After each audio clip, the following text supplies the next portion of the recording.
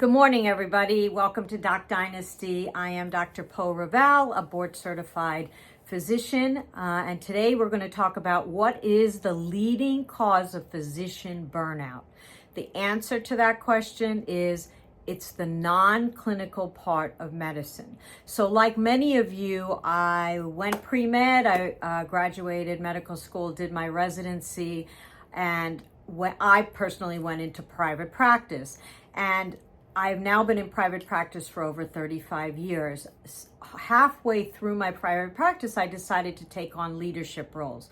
And I was stunned at how much I did not know. So with a full clinical role, I now entered leadership roles. And what I found was the things that were missing, never taught and never experienced, were one, leading teams. I normally walked into a clinic, employees were already hired. I never actually had to sit down and lead that team towards solutions. Recruiting staff, I've had my own staff, one or two people, but was never involved in recruiting a large staff for a large clinical organization or part of a management or leadership team. Budgeting, we have software in our office that pretty much we just put in payments. No sense of budget other than things learned on the go as we start our lives and buy houses and pay for maintenance and pay bills at the office. No large scale budget class. Managing those employees on a large scale, dealing with HR when somebody files a complaint, how to handle that employee and what are the right steps to negotiate that, and much more. So let's break this down. What should medical school or the end of a residency actually be teaching? These are what I feel after 35 years in practice, and please feel free to comment, should be business 101.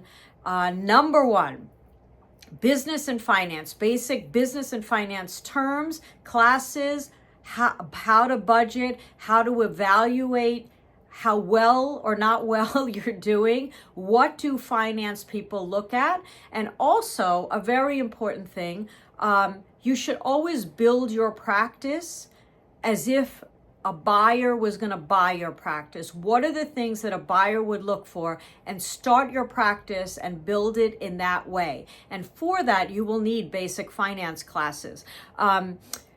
Leadership and management. So leadership is not just you talk to your employee or you talk to the few people in the clinics that you're servicing. It is an actual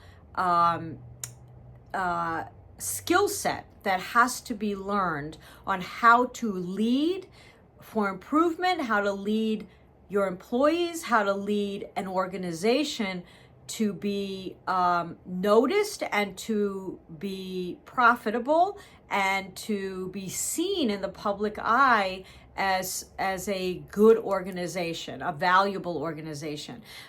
Leadership and management should absolutely be taught. Budget planning, revenue cycle, both of those should be taught for your own practices, for your group practices, and for larger management roles. Communication.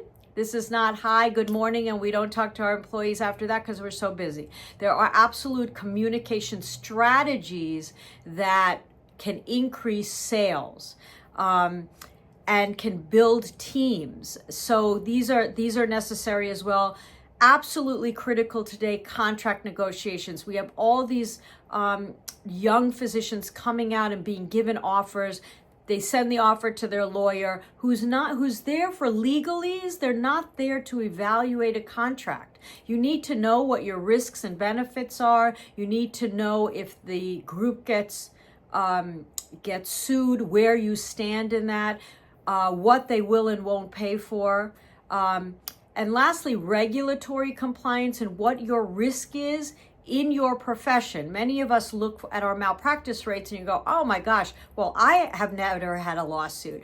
And it has very little to do with that. It has a lot to do with the profession you practice in and what the how cases settle and those settlement amounts. So you need to understand regulatory compliance and risk management. So that's my short list of everything that should be taught in medical school. Love to hear from you. I hope this was helpful.